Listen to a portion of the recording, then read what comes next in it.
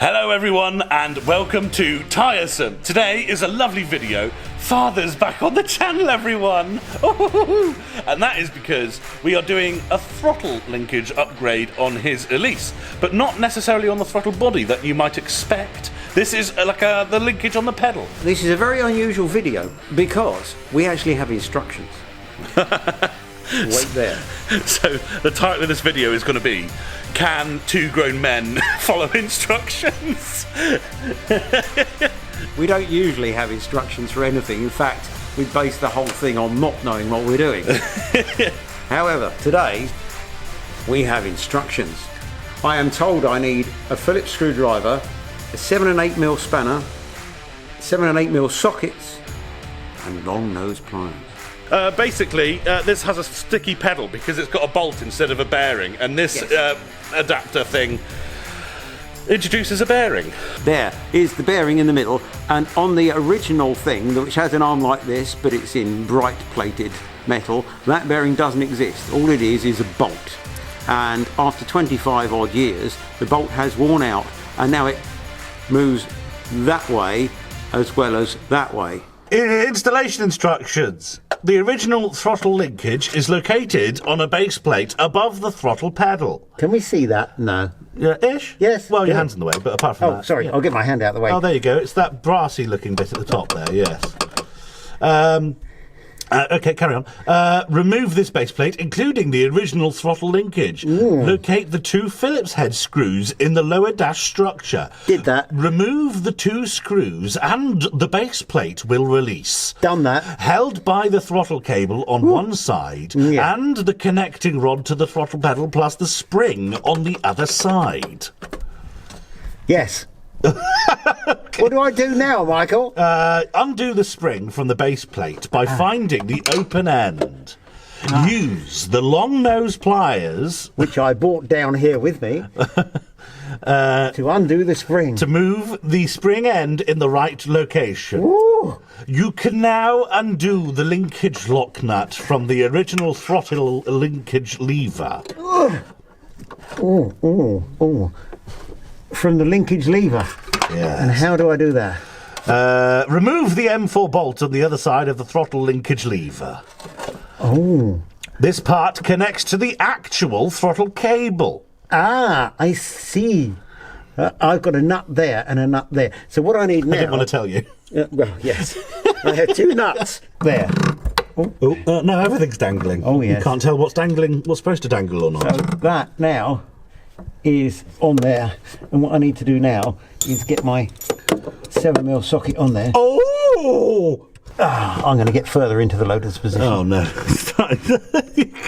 That's it, I can actually see now. Oh, yes. You weren't fully seated, that's the problem. Now I'm right down. I'm just gonna get a shot for everyone on how to fully do the lotus position. Yeah. Let's see if I can focus. There we go, look, there's the lotus position. So make sure your right leg is on top of your left leg, and that you're using the bolster of the seat and the sill for your thighs. Your back must be perfectly positioned over the side bolsters of the seat. Rib cage pressed into the steering wheel, and then retinas burnt out by lights. And I think that's the key point, really. Oh, yes, it's lovely. I'm just so enjoying this. It's just marvellous. You can't use your long nose pliers to clamp it down a bit? I might be able to, if I could find them. Oh no. I'm now spreading grease all around my lovely aluminium footwell. It's alright, we'll keep it nice and what's it, isn't it? What's it? There he is! You just needed my advice, that's what the problem was. Yes, I needed your advice. If that said carefully, remove the actual throttle linkage plate using the long nose pliers. There you go, Elise, parts, free advice, okay? Yes. Right, let's get it out. And I'll bring all the accoutrement with me. Okay. And then we can get it in somewhere we can actually see what we're doing and I'm not upside down. Yes. And perform the rest of the operation. There we go. So that is the offending assembly out of the car.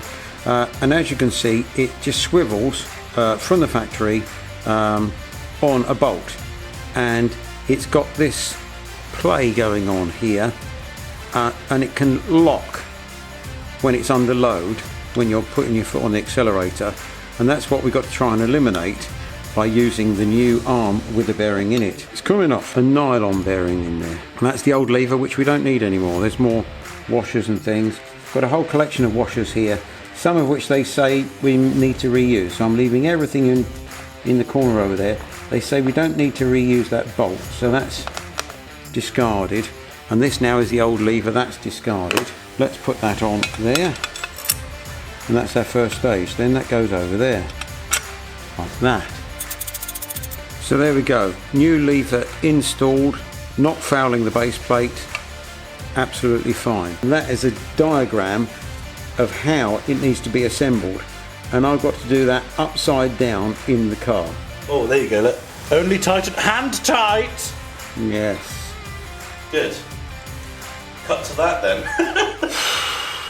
The order is of the bottom up, M4 by 16 bolt. Yes. The M4 by 20 washer. Yes. The original throttle cable clip. Yes. The original thin nylon washer. Yes. The new M4 thin small washer. Yes. The new thick nylon washer, 10 by 4 mil. Now this is where we have departed, because I tried to get the new nylon washer into the new arm and it wouldn't bloody fit. So I've used the older one, which is a good fit, slightly thicker than the new one, but at least it goes in and there's no play, so I don't think it's going to affect anything. Next, Michael. New throttle linkage. Got that? Original thin nylon washer. Yeah. New M4 by 20 washer. A new M4 lock nut. Cool. And then only tighten, hand tight. It's full caps. Right, so that moves nice and easily now. That is just hand tight. I can move that with my hand, no problem. And that means now that the linkage works beautifully. There's no play at all, laterally or endwise. There's nothing. So that's way, way better than it was before. All we've got to do now is connect up the rods and free fit it and put the spring back on. We are in. It's all bolted in and the spring's on and all that. Yep. And if you want to actuate, Father. There we go. So there is absolutely no play or anything now. It is solid. The throttle cable is returning to its stop up there, and I would say that that's a job done. It's all tightened up, it's working well. So yeah, looking forward to driving it and see if it makes a difference. Hopefully it does. Right, cut to 2 months from now when this is on the road. Yes, indeed. Now it's 2 months later-ish. We are driving to Wiscombe hill climb. Fear not, unfortunately, we're not going up the hill today, but we will get some footage of that. All we're doing is having a lovely day out in the sun. Now there's sun finally. And testing out our new throttle linkage. I mean, to be honest with you, I didn't have a problem with the old one. So, you know, I'm probably not a very good candidate for, you know, the testing experience. So just to clarify, it wasn't that it was bad before, it just used to, what was it, Father? It used to catch, it used to slightly stick like now stick. And again. No, and we're not talking like wide open or anything like that. No. It was just a little unsettling, and I don't like things like that because at some point it might stick properly, and if it does it properly, then it could be not good. Yes. So I thought I'd nip it in the bud. I'm sorry, I'm going to have to mention it. What the fuck is this guy doing? We've just actually gone into a 40, but this guy's got his brakes on going down a mile downhill at 35. Jesus. We had a tractor in front of us just before, and they pulled off and we went, woo, yeah, we can actually get a bit of spirited driving on the go. But now we're in a 30 now. I've not even touched the throttle. Not even touched the throttle, let alone test the linkage. I have done a bit of testing. Obviously, we drove to this point, and it is absolutely fine. It feels like a very good throttle pedal indeed. Yes. However, it also felt like a very good throttle pedal before, as far as I'm concerned. So he's moved out of the way.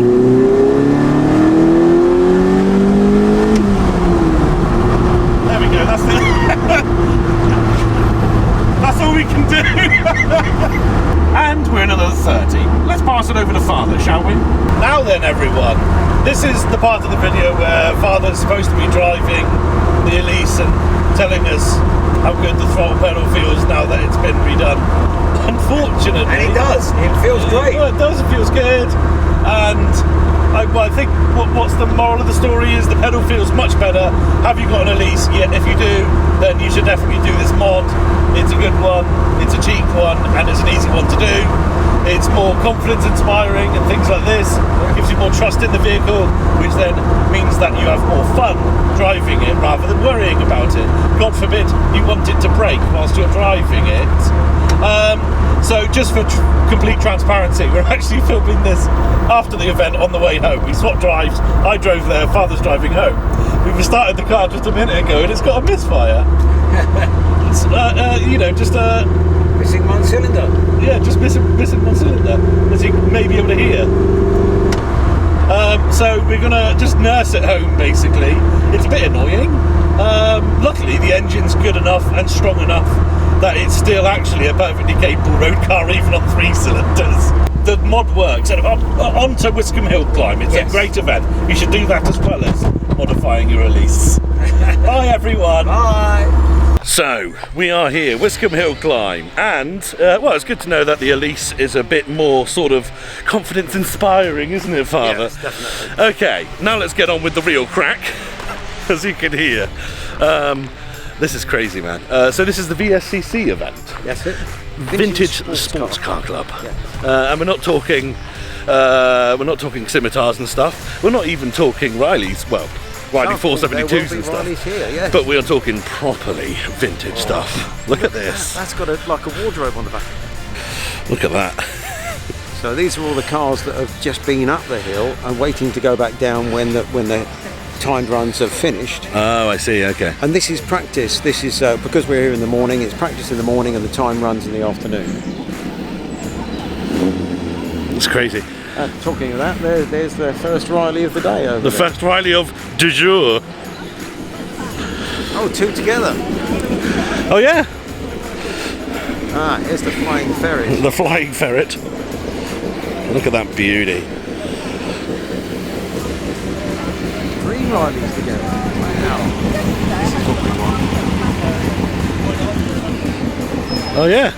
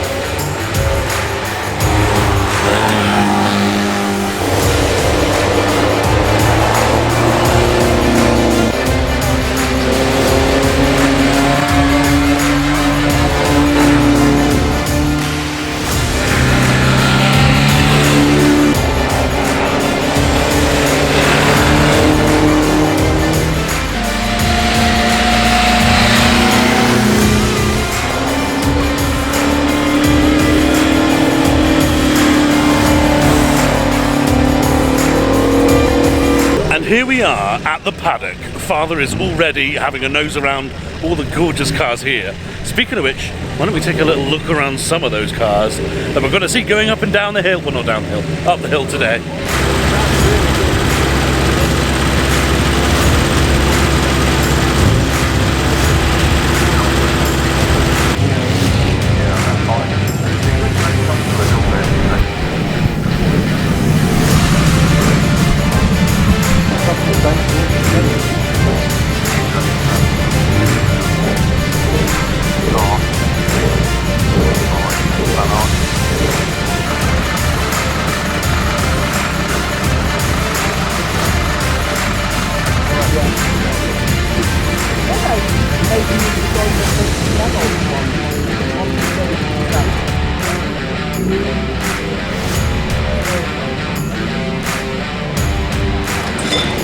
Time for some lunch, I reckon. Lunch is done. So they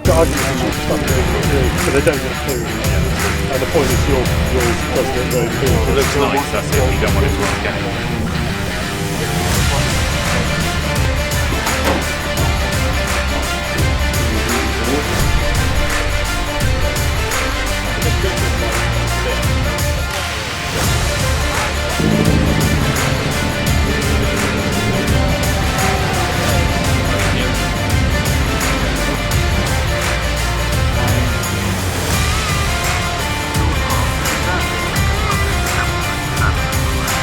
Oh, bloody auto jumble. Oh, yes. Oh, I do need a welder there.